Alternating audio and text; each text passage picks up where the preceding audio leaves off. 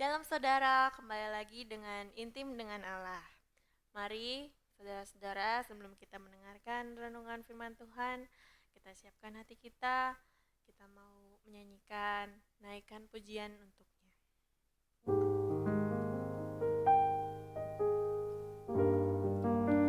Semua yang kami lakukan hanya untuk-Mu Tuhan Yesus. Kami ingin mempersembahkan yang terbaik Tuhan Yesus dari dalam kehidupan kami, setiap langkah kami. Kami tahu Tuhan selalu menyertai kami. Baiklah kiranya apapun yang kami lakukan hari ini bisa berkenan di hadapan Tuhan. Selalu untuk-Mu Tuhan Yesus.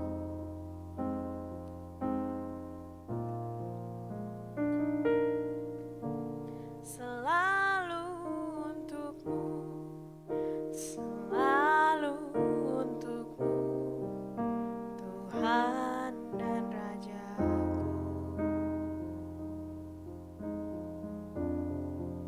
Semua yang kularbuat, baik siang dan malam, selalu untuk-Mu.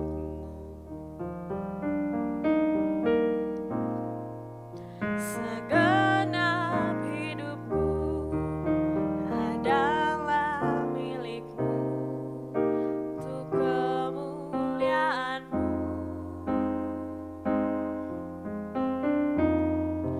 Sampai ku tua nanti, sampai di surga nanti, selalu untuk-Mu.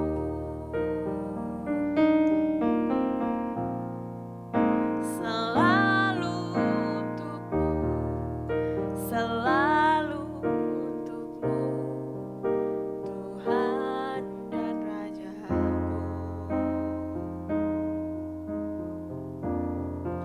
Semua yang ku perbuat, baik siang dan malam, selalu untuk-Mu. Segenap hidupku adalah milik-Mu, untuk kemuliaan-Mu.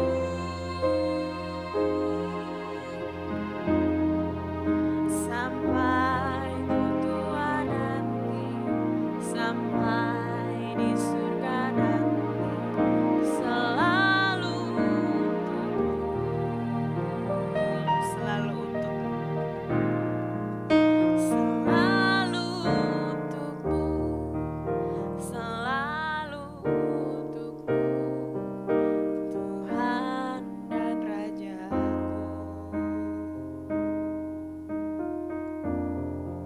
Semua yang ku perbuat, baik siang dan malam, selalu untuk-Mu.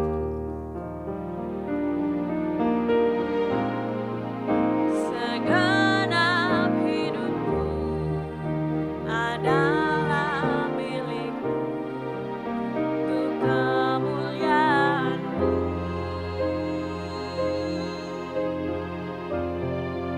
Sampai ku tua nanti, sampai di surga nanti, selalu untuk-Mu. Sampai ku tua nanti, sampai di surga nanti, selalu untuk-Mu. Sampai ku tua nanti, sampai di surga nanti, selalu untuk-Mu.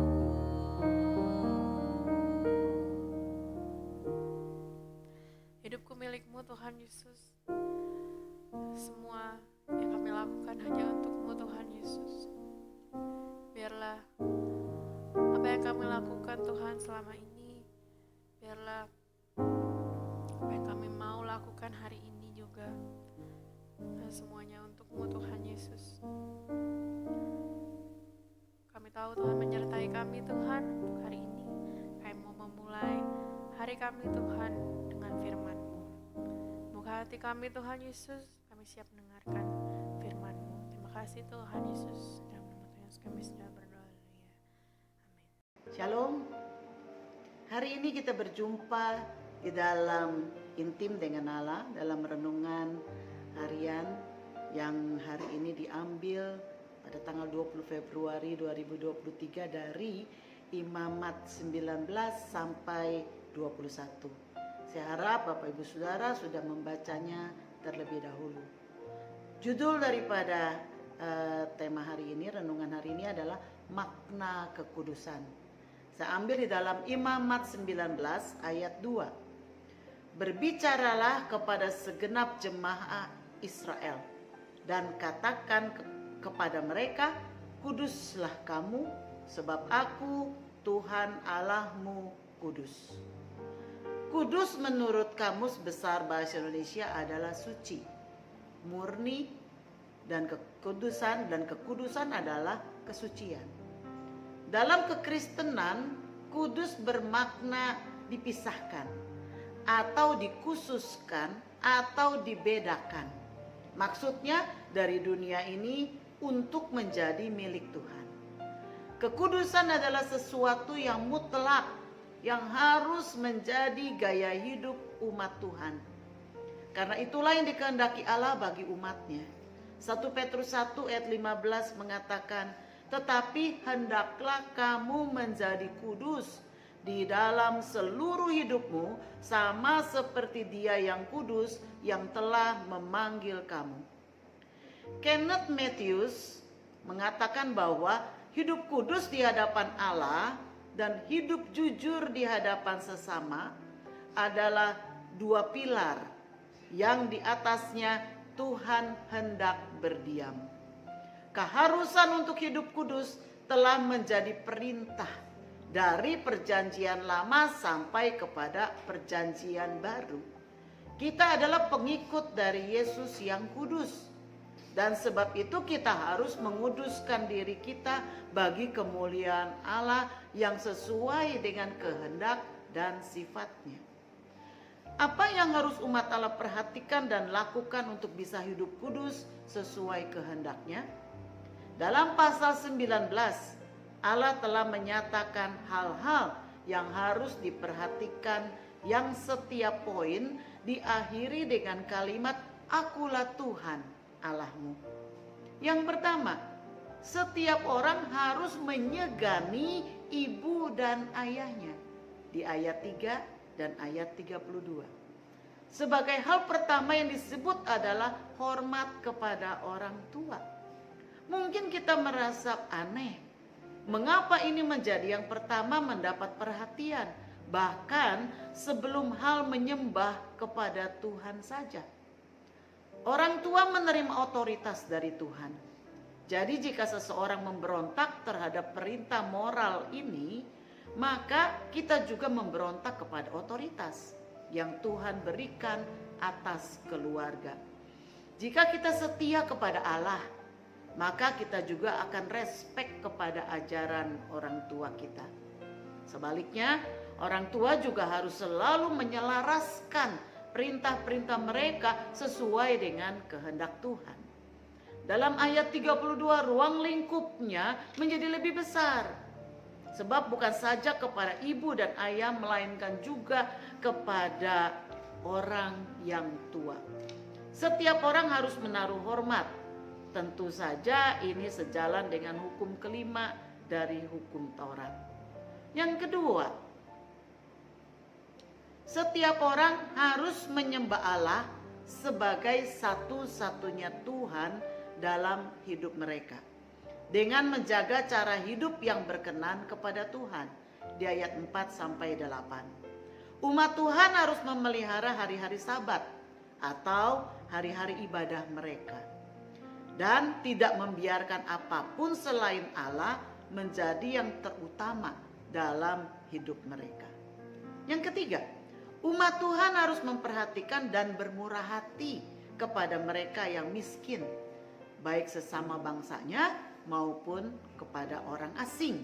Di ayat 9 sampai 10 dan ayat 33 sampai 34.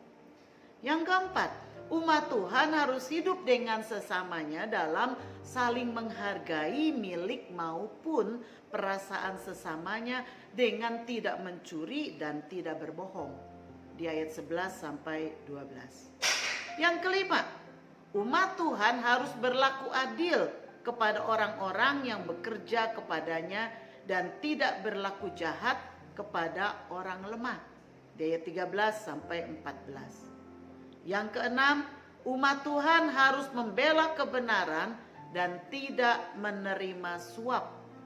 Di ayat 15 sampai 16, ayat 35 sampai 37. Yang ketujuh, umat Tuhan harus saling mengasihi dan tidak menaruh dendam terhadap sesamanya. Di ayat 17 sampai 18. Yang kedelapan, umat Tuhan harus menjaga kelestarian alam dan mengelolanya secara bertanggung jawab. Di ayat 23 sampai 25. Yang kesembilan, umat Tuhan harus tidak mencontoh cara-cara kehidupan orang dunia. Tidak meniru kebiasaan orang yang tidak mengenal Allah. Di ayat 26 sampai 28. Yang ke-10, umat Tuhan harus memelihara hari Sabat dan beribadah di rumah Tuhan.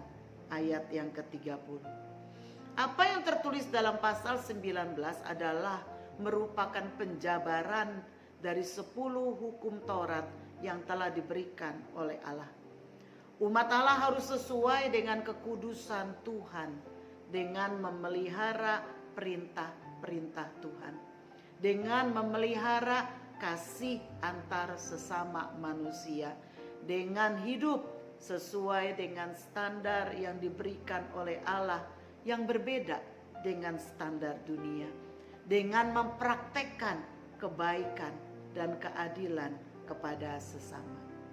Perenungan bagi kita hari ini, bagi kita orang percaya, Yesus Kristus memberi keteladanan akan hamba yang kudus. Kisah 4 ayat 27 mengatakan, sebab sesungguhnya telah berkumpul di dalam kota ini Herodes dan Pontius Pilatus beserta bangsa-bangsa dan suku-suku bangsa Israel melawan Yesus, hamba-Mu yang kudus, yang Engkau urapi. Kita bisa mencontoh kepada Yesus sebagai standar dari kehidupan yang kudus. Sebagai manusia, Yesus pun dicobai. Namun, Ia memilih untuk lebih taat kepada Bapa daripada menuruti hawa nafsu kedagingannya. Kasih dan kekudusan bukan sekedar masalah kerohanian, melainkan juga berdampak kepada masalah sekuler, berdampak kepada sikap dan perilaku kita di dalam pekerjaan, sekolah, pergaulan kita sehari-hari, maupun cara kita memperlakukan diri sendiri, maupun terhadap sesama.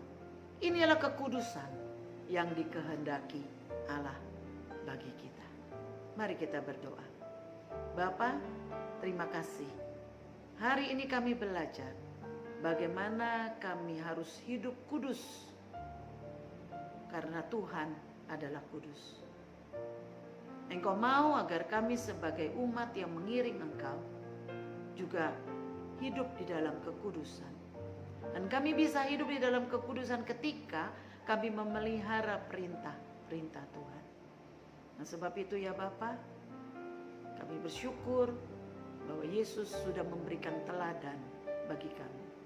Yesus yang adalah juga manusia 100%, tetapi Dia memilih untuk tidak berdosa.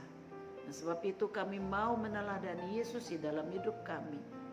Tolong kami ya Roh Kudus, untuk kami bisa menghidupi setiap kebenaran firman Tuhan, memelihara kasih kami kepada Tuhan, memelihara ibadah kami kepada Tuhan, dan juga memelihara kasih kami kepada sesama.